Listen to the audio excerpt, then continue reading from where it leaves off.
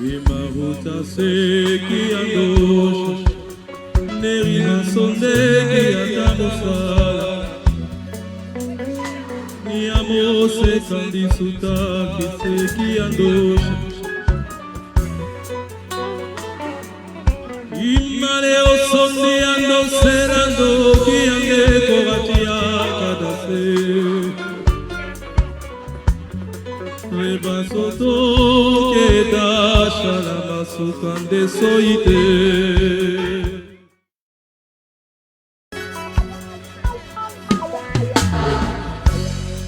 Imaruta seki andosha Nerina sondeki atamufala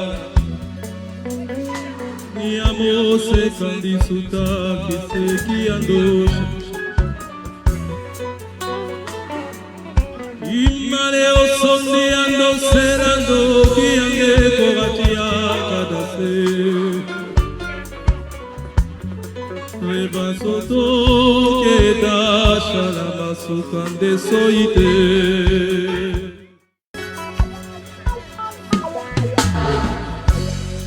Imaruta seki andosha Nerina sondeki atamufala Niamose kandisuta kiseki andosha Imane osondi ando serando kiange kovatia kadase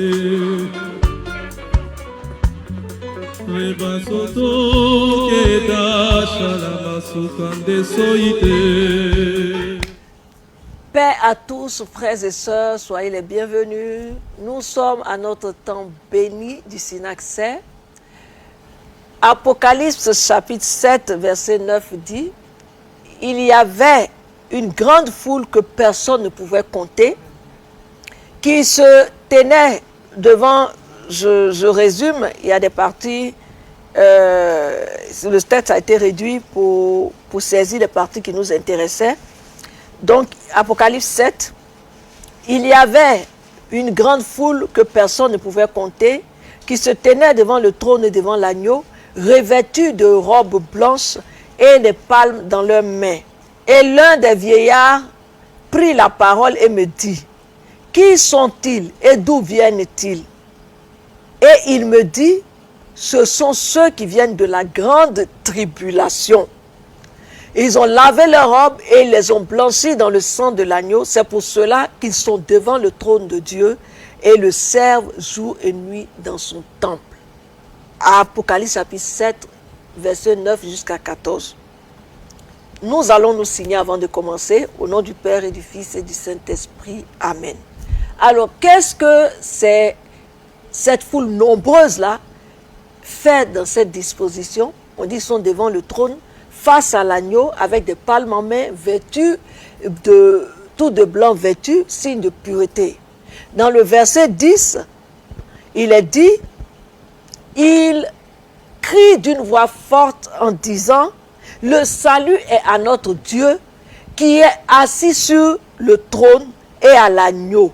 Et il l'adore avec les anges et les vieillards. La foule immense. La foule immense, c'est celle-là qui va nous accompagner. C'est l'histoire de tous ceux-là qui se sont joints à eux que nous allons méditer. Ils ont payé le prix, ceux-là qui sont de blanc vêtus. Ils ont pris et de deux, ils sont maintenant devant le trône de Dieu, face à face, vis-à-vis de l'agneau, non pas sur terre. Et ils peuvent, où il peut y avoir des interférences, mais bien dans la Jérusalem céleste, dans le 3e ciel, où quand ils en verront l'intention de prière en ligne directe à l'agneau, en face duquel ils sont, les exaucements ne peuvent pas manquer leur but, ne peuvent pas ne pas venir. Donc c'est donc eux, l'Église triomphante, c'est à eux que se joignent les héros de la foi, font partie. C'est à cette foule immense, c'est cette foule immense que fait partie ces héros de la foi, ces généraux de l'armée de Dieu, les témoins de Jésus-Christ de Nazareth, qui ont remporté la palme de la victoire, de la course de fond spirituelle sur cette terre, c'est eux que nous commémorons à travers la méditation de leur vie pour devenir nous aussi Dieu par la grâce et la grâce seulement. Avant de commencer, nous allons poser notre acte, notre rituel habituel. Nous allons partager et liker ce temps et nous allons envoyer nos intentions de prière. Nous sommes au Synaxaire, l'émission qui relate la vie des saints, et en les écoutant, nous allons demander au Seigneur aussi de faire quelque chose pour nous, pour que notre vie ne soit pas vaine. Nous sommes le 7 septembre, l'avant-fête de la nativité de la Mère de Dieu, et nous faisons mémoire du Saint Martyr Sozon. On l'écrit S-O-Z-O-N. Saint Sozon était originaire de Lycaonie et il a vécu sous le règne de Dioclétien. Il était nommé Thrasios avant de recevoir son nom Sozon du baptême. Et il était berger. Vous savez, les bergers sont de bons, les bergers d'animaux sont ensuite de bons bergers de brebis du Seigneur, comme David l'a été. Et de cette activité de berger-là, il a appris l'art de paître les brebis spirituelles et il a amené par son enseignement un grand nombre de païens à la foi. Et un jour, ayant reçu une vision, l'assurance qu'il était temps pour lui de confesser le Christ par son sang, il va descendre vers un lieu qu'on appelle Pompéi-Polios en Cilicie, et il va se rendre au temple des idoles où on adorait une statue, et après l'avoir réduite en petits morceaux, il va la distribuer, il va distribuer l'or aux pauvres. Lui, il a détruit une idole de pièces d'or, mais toi, je déclare que par son intercession, tu détruiras des idoles de la maison de ton père, de la maison de ta mère, toute idole qui travaille contre toi au nom de Jésus, et tu détruiras même les idoles en toi-même, les idoles d'une situation, les idoles d'une situation sociale, d'un rang social, d'un époux, d'une épouse, tout ce que tu as établi toi-même comme idole dans ta vie. Je dis maintenant, tu te lèves par la puissance de l'intercession de ce saint pour les réduire à néant, pour renoncer à cette idolâtrie au nom de Jésus. Donc grande va être l'émotion des païens dont il a détruit la statue lorsqu'ils vont constater le larcin. Donc, mais plus encore, leur étonnement va être quand ils vont voir le bienheureux Sozon dévancer leurs soupçons et se livrer lui-même. Et on dit aussitôt ils vont s'emparer de lui, ils vont le mener devant le gouverneur de Cilicie, Maximien, et sous les coups qu'on va lui asséner pour l'empêcher de confesser le Christ, on va lui chausser des chaussures, des sandales de fer et qui étaient couvertes de clous, et on va l'obliger à courir, pas marcher. Et le saint qui était plein de joie, on dit le saint était plein de joie en voyant son sang se répandre à terre, telle une rosée vivifiante et bienfaisante. Je prie en m'imaginant cette scène, que le sang de ce martyr, mêlé à celui de Christ, qui s'est fait également sur cette terre, le sang de Jésus, et que ce sang pénètre toute terre sur laquelle on offrait des sacrifices sanglants contre vous, des sacrifices démoniaques, que ces sacrifices démoniaques soient annulés au nom de Jésus-Christ de Nazareth, car Christ a lui seul annulé tout acte qui nous condamnait, et nous, si nous l'acceptons comme Seigneur et Sauveur, c'est pourquoi accepte-le comme Seigneur et Sauveur, parce que il y a un bénéfice à cela au nom de Jésus-Christ. Et je prie que par son sang, que ce sang parle également pour vous tous sur cette terre d'immigration où vous vous trouvez, tous les blocages soient levés, que ces pays vous servent désormais au nom de Jésus-Christ de Nazareth. C'est dans cette joie surnaturelle du saint qui voyait son sang, surtout le chemin qu'il faisait, qu'il a remis son âme à Dieu après avoir été cruellement frappé au point que ses os et ses entrailles apparaissaient. Lorsque ces bourreaux vont vouloir allumer un grand brasier pour le brûler, pour brûler son corps, il est dit qu'un violent orage va se déclencher soudain et va éteindre leur feu. Et si bien que les païens vont se disperser et ce sont des pieux fidèles qui vont venir prendre ces restes du saint, vont prendre soin des restes du saint martyr. Je prie que tout feu que l'ennemi, tout feu de sorcellerie, de problèmes, d'oppression, de blocage qui te presse et t'étreint les nuits, qui t'empêchent de dormir, que par le feu de Dieu, ce feu contraire soit éteint au nom de Jésus-Christ de Nazareth. Amen. La deuxième histoire, c'est que nous faisons mémoire des saints apôtres Évode et Onésiphore. Saint Évode faisait partie du collège des 70 disciples du Seigneur et il a été institué premier évêque d'Antioche par Saint Pierre alors que celui-ci s'apprêtait à partir pour Rome.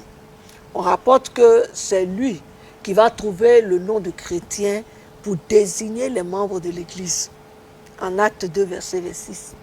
Et dans une lettre à ses fidèles, son successeur Saint Ignace d'Antioche va écrire « Souvenez-vous du bienheureux Évode, notre pasteur, qui vous a gouverné le premier après les apôtres. Montrons-nous dignes, fils d'un tel père, et ne soyons pas comme des enfants adultères. » Et on dit après avoir mené avec sagesse le troupeau que le Seigneur lui avait confié, et en s'étant gardé de toute souillure du monde, il va partir en paix vers les demeures, des demeures célestes, et il serait mort. D'aucuns disent également qu'il serait mort martyr dans la persécution de Néron ou même plus tard.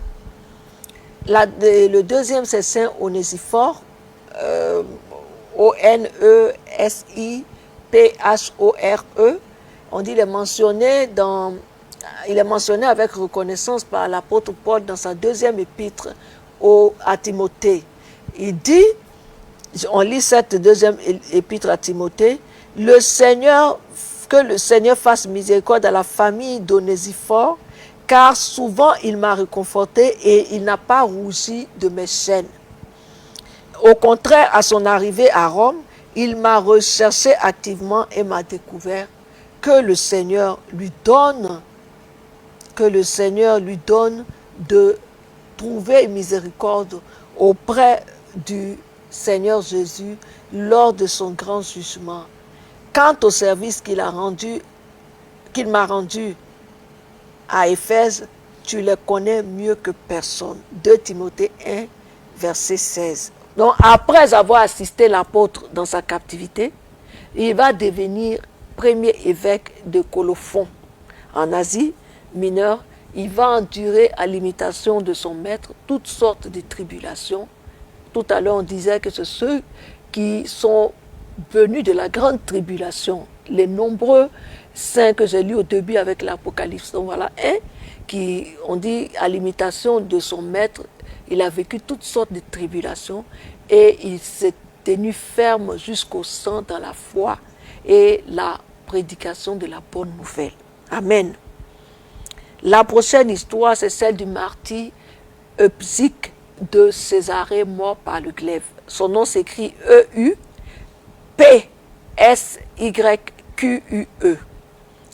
Eupsyque. Donc, il était originaire de Césarée de Cappadoce et il était fils d'un sénateur nommé Denis. À la mort de son père, et sous le règne d'Adrien, il va se convertir au christianisme et va distribuer tous ses biens aux pauvres en leur annonçant le royaume de Dieu. Il ne fait pas que leur donner des biens matériels, il annonce également le royaume de Dieu. Alléluia. C'est pour cette raison d'ailleurs qu'il va être dénoncé au gouverneur de Cappadoce et il va être jeté en prison. grâce à la complicité des gardiens, dit-on, il va sortir de son cachot. Toutefois, il ne va pas tenter de s'enfuir, mais il va se contenter de vendre tout ce qui lui restait. Il va le distribuer aux pauvres, il va vendre même ce qui lui restait, ce qui pouvait être vendu à ceux qu'il avait dénoncés, et le reste, il va le distribuer aux pauvres qu'il va rencontrer. Et une fois son œuvre accomplie, il va revenir lui-même en prison, et quelque temps après, il va comparaître devant le gouverneur. Il va être cruellement torturé, mais un ange va apparaître dans son cachot et va le guérir. Tu seras guéri aujourd'hui, au nom de Jésus-Christ de Nazareth. Ce n'est pas à cause de moi-même, ce n'est pas un slogan, mais c'est parce que le Seigneur l'a fait pour certains. Or, il dit, il va faire plus encore avec nous. Alléluia. Et il va être de nouveau flagellé à tel point que ses entrailles vont apparaître, comme tout à l'heure pour le premier saint que nous avons vu. Et il a finalement eu la tête tranchée. À la surprise de tous, on va voir que c'est du lait qui va couler au lieu de sang, comme avec saint Pantélémon, vous vous souvenez. Ça fait donc 2 saints ce même jour qui, dans leur martyre, ont vu leurs entrailles sortir. Tellement la violence des coups qu'ils ont reçus était grande. Sur la base de leur martyre, au nom de Jésus-Christ de Nazareth, je plaide la miséricorde de Dieu pour tous ceux qui sont malades de l'estomac, tous ceux qui sont malades du ventre, tous ceux dont les intestins, le rectum, tous ces organes, tous ceux qui souffrent du cancer du côlon, du foie, des reins, de toute maladie et dysfonctionnement intérieur dans leur ventre.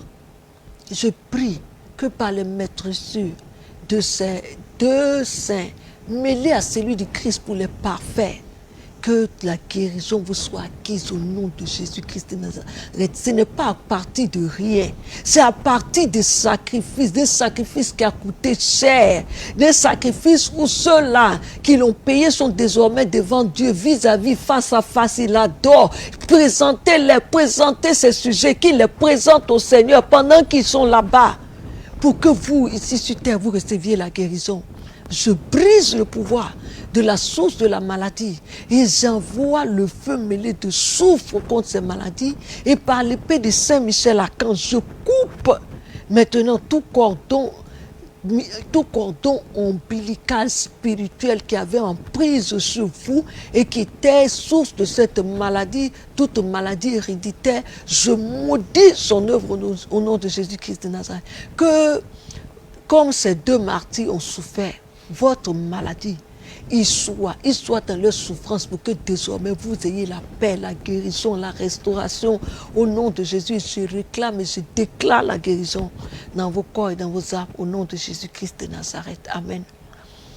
Nous faisons en mémoire également du Saint-Père Jean, archevêque de Novgorod. Il était originaire de Novgorod, Saint-Jean, et il nourrissait, dit-on, un ardent amour de leur monastère. Et le lendemain matin, il ne s'est pas passé des jours comme pour nous. Le lendemain matin, c'est pour ça que si tu veux une accélération dans ton miracle financier, invoque-les. Saint Jean et Saint Gabriel, ils ont pris d'autres noms après, mais ces 2-là, invoque-les. Moi-même, je vous invoque dans l'accélération de cette entrée d'argent que j'attends, ces millions. Il dit, ces millions pour la chapelle, ces millions pour moi-même, ces millions pour tous ces besoins de l'Église.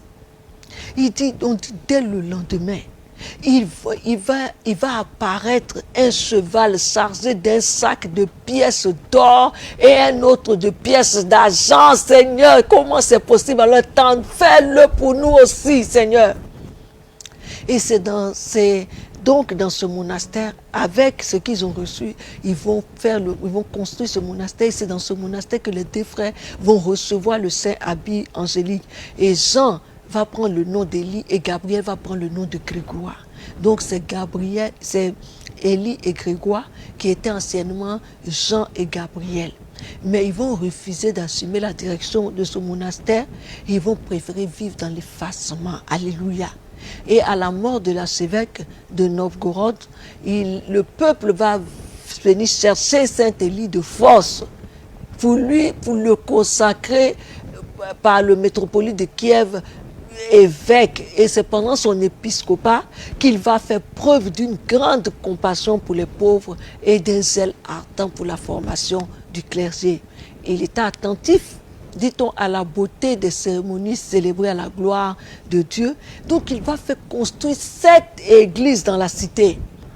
Et en 1166, il va devenir archevêque lorsque 72 princes, pendant qu'il était archevêque, 72 princes vont se coaliser pour assiéger la cité de Novgorod. Comme il était le premier responsable spirituel, on dit le saint va se réfugier dans la prière. Ah, Seigneur! Et le 3e jour de sa prière, là, à la suite d'une vision, le Seigneur va à la suite d'une vision, donc le saint va s'exécuter en faisant passer l'icône de la mère de Dieu sur les murs, on dit sur les remparts, et cela va repousser miraculeusement les ennemis. Amen.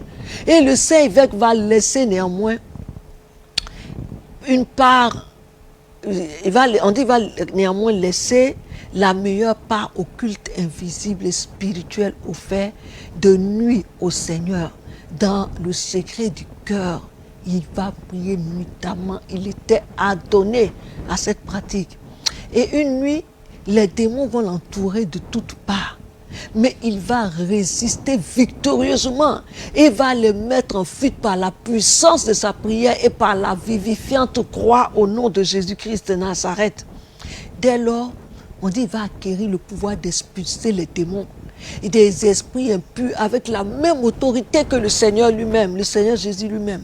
Et comme il avait mentionné dans un de ses sermons l'impuissance des démons, le prince des ténèbres va se venger en faisant répandre la calomnie sur la moralité du saint. On dit la foule emportée et aveugle, comme tantôt, comme avec Jésus, du temps de Jésus. Ils vont donc, la foule va emporter aveugle, va s'emparer de son pasteur. Ceux qu'il avait mis là, on dit qu'ils sont allés le prendre de force pour le mettre, pour le faire responsable. Donc ils vont le jeter du haut d'un pont ils vont donc le haut d'un pont pour qu'il tombe dans un fleuve. Mais le saint va être protégé par une puissance divine. Amen. Et on va le retrouver sain et sauf près du monastère Saint-Georges, à 3000 lieues de là. Et reconnaissant leur méprise, les fidèles de Novgorod vont demander pardon avec larmes au saint évêque qui va regagner son siège. Alléluia. Mais on dit qu'il va parvenir à un âge très avancé. Il va être bientôt, il va se retirer du monastère. Il va recevoir le grand habit sous le nom de Jean. Il va s'endormir paisiblement dans le Seigneur en 1186 et son frère Grégoire va assumer la succession. Et en 1439, près de 250 ans après, on va constater que le corps du saint était exempt de corruption. Amen. Voici les histoires que je voulais partager avec vous. Nous allons prier tout à l'heure, mais nous ajoutons d'autres saints. Nous faisons mémoire également du Saint-Père Pierre le Pieux, originaire de Cappadoce. Et nous faisons également mémoire de Saint-Luc de Lycaonie, 3e higoumène du même monastère, et de la vénérable Castienne, la Mélode. Nous faisons également mémoire du saint moine et martyr Macaire archimandrite du monastère de Canève. Et nous faisons mémoire de notre vénérable père Macaire, Sarep d'Optino. Et nous faisons également mémoire de hiéromartyr Eugène, métropolite de Corky, et de ses compagnons Eugène higoumène, Nicolas higoumène, Pachom higoumène, Pacom higoumène, Étienne prêtre, et du saint hiéromartyr Grégoire Avérine prêtre. Alléluia. Nous allons prier. Alléluia. Voici, nous sommes entourés d'une telle nuée de saints. Nous allons commencer par Saint Jean qui était Élie. et par Saint Gabriel qui était Grégoire. Et nous allons demander, comme eux, comme ils ont prié, qu'ils ont vu un miracle financier. On dit ils ont prié la Mère de Dieu et de leur venir en aide pour achever les travaux. La cause était noble, était bonne. Dès le lendemain, Dieu s'est exécuté et des chevaux chargés de pièces d'argent et d'or sont venus. Je prie donc pour l'approvisionnement surnaturel de tous vos besoins, de tous les besoins, pour l'implantation de nos églises et de nos chapelles et de tous nos besoins de financement de nos projets, dans nos affaires, de remboursement de nos dettes, de nos charges, de nos charges de rentrée scolaire, pour les étudiants et les élèves. Nous prions pour que leurs besoins de bourse soient couverts et qu'il leur vienne des hébergements, des prises en charge providentielles au nom de Jésus-Christ de Nazareth. Je prie également pour l'approvisionnement surnaturel pour tous ceux-là qui attendent les financements de préfinancement, des financements de leurs projets et la révélation pour tous ceux qui attendent une orientation dans leurs affaires et pour leur éviter des faillites, pour leur éviter des erreurs et des escroqueries même. Amen. On dit de l'archevêque Saint-Jean, donc Élie, qu'il a fait construire 7 églises dans la cité.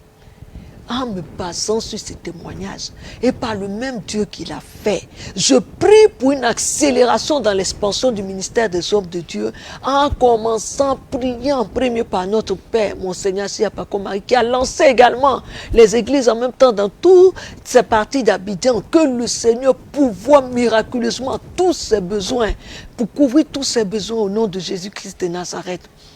On dit encore que 72 princes s'étaient coalisés et pour attaquer le siège, la cité de Novgorod où il y avait le saint prélat et que l'évêque s'est réfugié dans la prière, mais que le 3 casse qui rappelle et qui appelle forcément exaucement vous soit donné au nom de Jésus. Et j'invoque pour tous ceux-là, pour tous nos prélats, les têtes dirigeantes de l'Église, et pour que s'allume en eux le feu de la prière, le feu de l'intercession, et face à tous ces fléaux dans le monde, et même dans l'Église, et pour qu'ils repoussent au nom de Jésus-Christ de Nazareth tous ces fléaux. Je prie par Saint Élie, par ton intercession Saint Élie, que tu obtiennes pour nous également le rempart qu'il nous faut contre les forces d'oppression dans notre situation pour libérer nos vies, pour libérer nos finances, pour libérer nos familles, notre santé, nos affaires, nos projets, nos mariages et enfantements, et pour tous nos frères et sœurs, au nom de Jésus-Christ de Nazareth. Amen.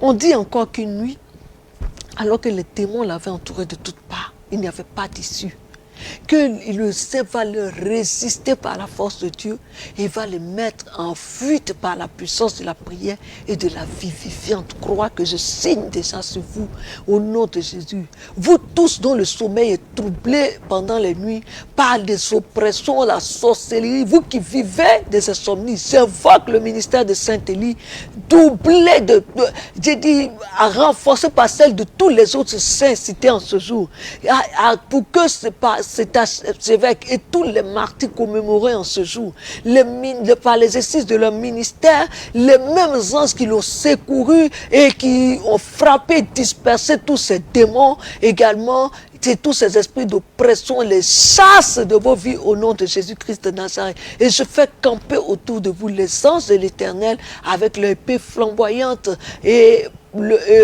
qui exercent leur ministère pour empêcher le retour de ces démons dans vos vies au nom de Jésus-Christ de Nazareth. Amen. Nous sommes à la fin de notre prière et je veux vous dire que ce soir déjà, 7 septembre, nous aurons l'épée de la prière à partir de 19h30. C'est encore un temps béni. Ne ratez pas ce temps. Venez, parce que pendant les combats spirituels que nous vivons tout le temps, voilà, nos armes spirituelles, notre foi, notre casque du salut, notre ceinture de la vérité, toutes nos armes-là, ces mousses, pendant les combats, quand nous ne sommes pas fermés, donc nous venons les recharger par ce temps. Alléluia. Donc ne ratez pas ce temps de prière et de formation par la parole. Ensuite, le 8 septembre, demain, à partir de 19h30, nous aurons à notre chapelle notre temps Théosis. Voici les informations que j'avais à donner. Le reste des informations vous sera donné par les autres frères et sœurs. D'ici là, d'ici que nous nous retrouvions, gardez la foi. Que Dieu vous bénisse. Au nom du Père, du Fils et du Saint-Esprit. Amen. Imaruta seki andosha Nerina sondeki atamosala Niamo sekandi sutaki seki andosha Imane osondi ando serando ki ande kovatia kadase Rebasoto ke dasha la masukande soite